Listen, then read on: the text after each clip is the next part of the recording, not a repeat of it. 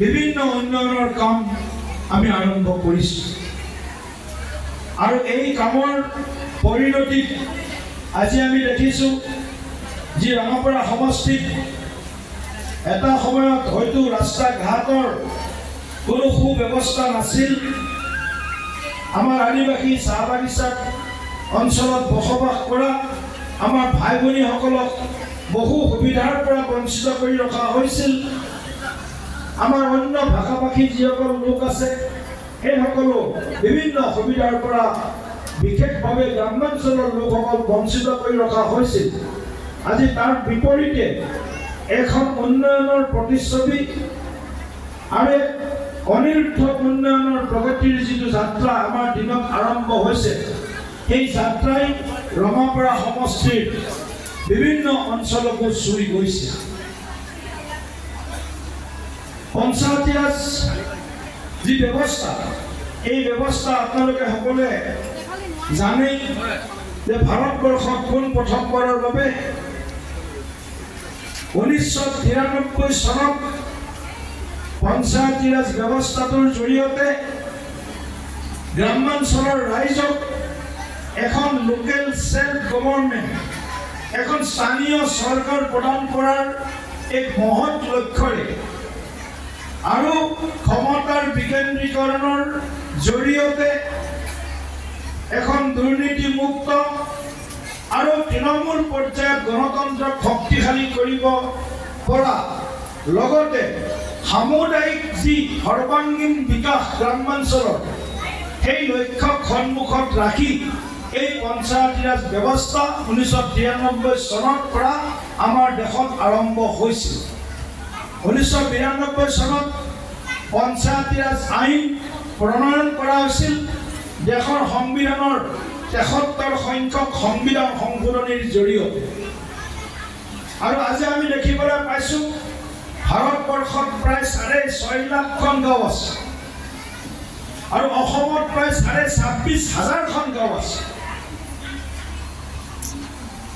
একেবাৰে গাঁৱৰ পৰা আৰম্ভ কৰি ইয়াৰ অন্তৰ্গত চাহ বাগিচা হওক, চৰ হওক, পাহাৰ হওক, ভৈয়াম হওক, দক্ষিণ অসম হওক, উত্তৰ অসম হওক, উজনি অসম হওক, নামনি অসম হওক, সমগ্ৰ অসমত পঞ্চায়তী ৰাজ ব্যৱস্থাটোক আৰু অধিক শক্তিশালী আৰু ইয়াৰ জৰিয়তে গ্ৰামাঞ্চলৰ জনতাক যাতে অধিক আমি সেৱা, অধিক যাতে তেওঁলোকক বিভিন্ন সা সুবিধাৰে পৰিপূৰ্ণ কৰিব পাৰোঁ, সেই লক্ষ্যৰে এইবাৰ ভাৰতীয় জনতা পাৰ্টীয়ে সমগ্ৰ অসমত সহযোগী মিত্ৰ দলৰ সৈতে NDA হিচাপে এই পঞ্চায়ত নিৰ্বাচনত আমি অৱতীৰ্ণ হৈছোঁ।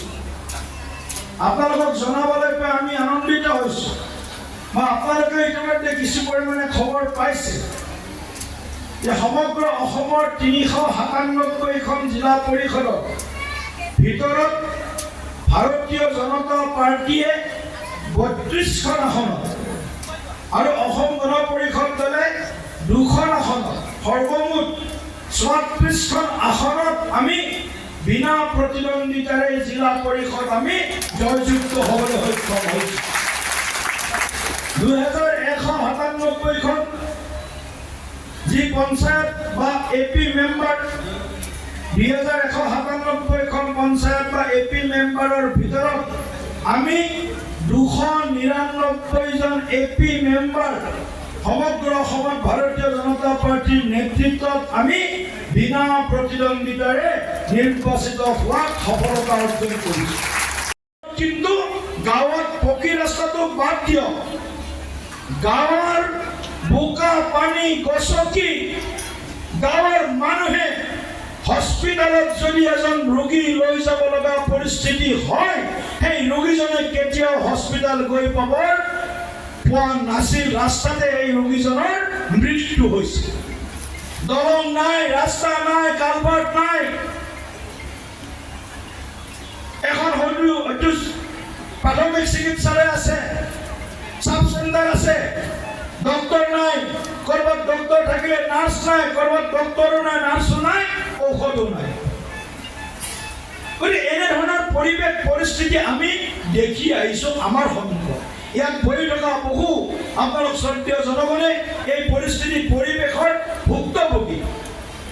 গতিকে আজিৰ দিনটোত আজি আমি চিন্তা কৰোঁ, প্ৰধানমন্ত্ৰী ডাঙৰীয়াই কৈছে ভাৰতবৰ্ষৰ 720খন জিলাত অনাগত 20 বছৰৰ ভিতৰত প্ৰতিখন জিলাত একোখন আমি মেডিকেল কলেজ স্থাপন কৰিম।